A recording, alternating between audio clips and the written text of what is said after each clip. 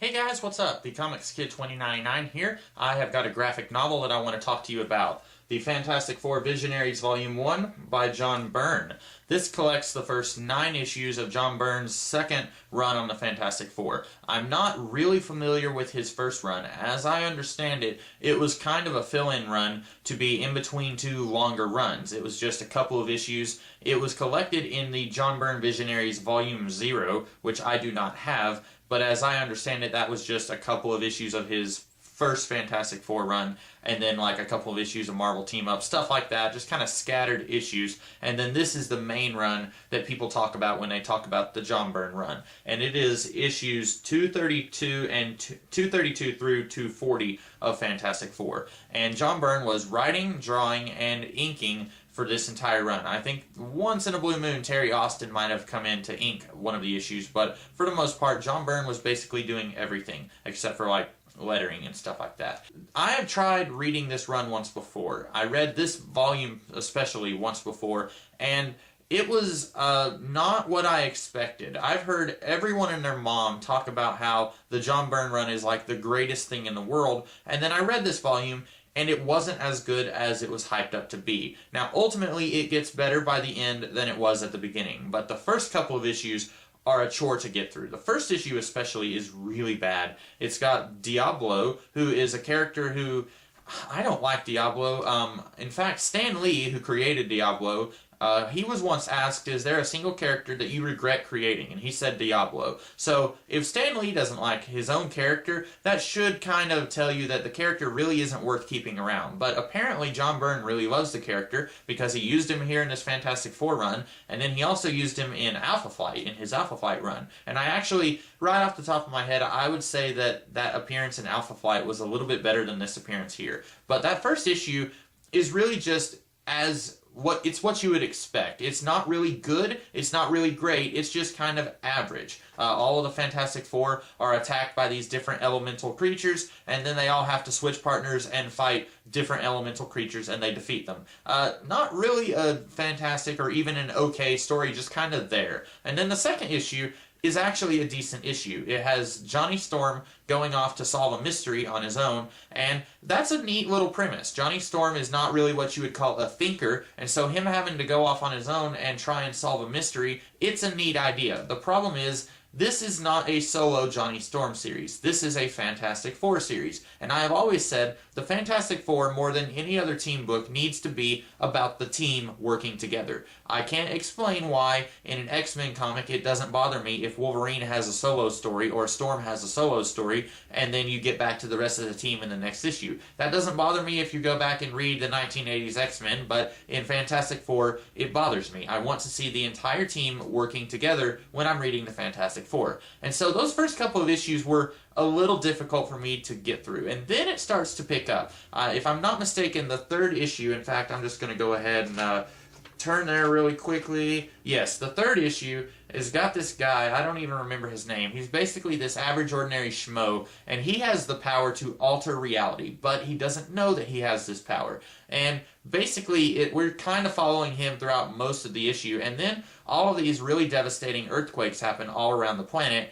and it's because Ego the Living Planet is coming near Earth's atmosphere. And the Fantastic Four are like, well, we gotta go, and we've gotta go stop this thing from destroying our planet.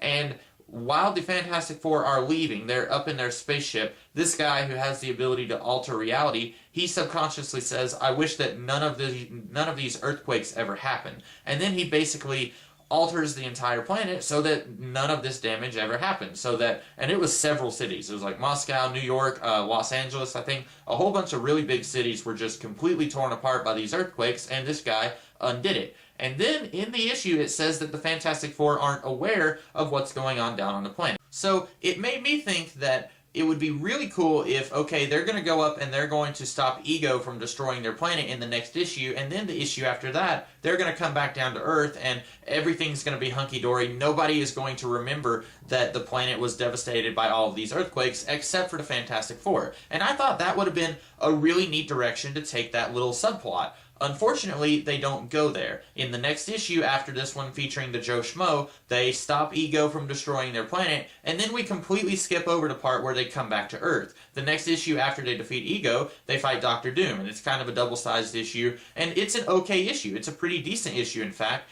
but I really wish that they could have dealt a little bit more with this subplot of the planet was magically fixed while they were gone, and the Fantastic Four are the only ones who remember all of that devastation. I think that would have been really cool, especially when later in the book you've got all of these, like in one issue you've got maybe a page that's kind of hinting at what's going to be going on in the next issue, but then right here it just completely skips over that subplot, and I really didn't care for that. And what I mean by that is, like, later on there's an issue where, let me see if I can find it, it's after this issue, yeah. This one here, the number is 238. In 238, we get a glimpse of this woman and her older husband, and we don't know who they are. We find out in the next issue that she is Ben Grimm's Aunt Petunia, who he's been talking about for pretty much since the 1960s, I guess. I'm not very familiar with the Fantastic Four, so I don't know when he started talking about Aunt Petunia, but we get to see her in the previous issue. But it's not a multi-part story. It's not like 238 is part one of this story where Aunt Petunia is featured. She's just in it for one page, and then the next issue, she's heavily featured. And then in that issue, or not the Aunt Petunia issue, in the issue where Aunt Petunia is featured, we get to see Quicksilver and one of the Inhumans, and then he leaves the Inhumans' sanctuary in the Himalayas, and then the next issue, we get to see the Fantastic Four working with the Inhumans, and then in that issue, we get to see Nick Fury and somebody in S.H.I.E.L.D., they discover that something really bad is going on in Africa, and then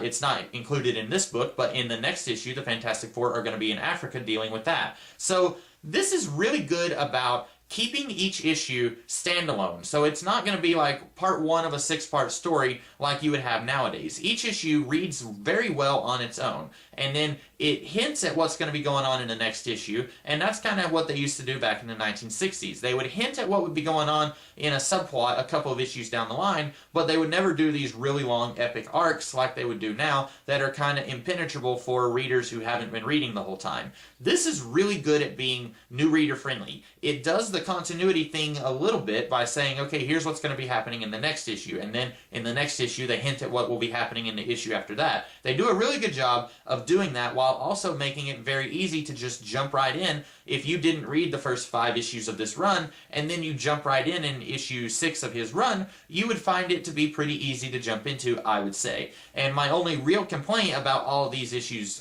collected here, other than the fact that the first 2 are not excellent Fantastic Four issues, in fact the first one is a really bad Fantastic Four issue, and then the next one just isn't a Fantastic Four story, it's a Human Torch story. Other than those 2, my only real complaint is that they weren't doing that thing earlier in the book. I really wish that they could have kind of done an issue where the Fantastic Four return to Earth and they find out, oh, everything's back to normal, and then maybe, I don't know, deal with that in some way. That's really my biggest complaint, other than the first 2 issues not being that good. I don't have a whole lot to say here. John Byrne's artwork here is fantastic. I'm having trouble speaking today. I've always liked his artwork, much more than his stories quite often. And here, his stories are pretty good. Sometimes I get the feeling that he's doing this thing that he is kind of known for doing sometimes, where he doesn't like a change that another writer made with the characters, so he kind of goes back and changes it again. I can't think of a great example of that right off the top of my head, but he does that sometimes. I don't always like it when he does that. Maybe I'm just imagining that. Maybe it doesn't happen here as much as I thought it did, because now that I think of it, I don't remember if the Inhumans lived on the moon before this run, because they've lived on the moon for quite a while, and I think, now that I think of it, before John Byrne's run, they lived in the Himalayas, and then in this run, they go to live on the moon, and then they pretty much lived there since Silent War, or since the War of Kings storyline a few years ago, where they left the moon. So maybe I'm just thinking, maybe I'm messing things up in my head, and I was mistaken. But this run starts off a little slow, but it picks up really well, and I'm really looking forward to reading the next volume. So I would recommend that you find this volume and buy it, or if you really want to get crazy with it, go ahead and buy the Omnibus, which collects all 8 volumes of John Byrne's run, and maybe even a couple of the issues collected in Volume 0. I don't really know. I haven't seen the omnibus anywhere, so I don't know what's collected in there. But I would recommend, in some way or another, that you get the John Byrne run of Fantastic Four. And that's about all I have to say here. So I hope that you guys enjoyed this video, and if you did, I hope that you will like, share, comment, and subscribe. And I will be doing a couple more videos this week, so if you did like what you saw here, come back tomorrow and the day after and see what other videos I will be doing. Until then, I hope that you guys have a great rest of the day. Catch you later.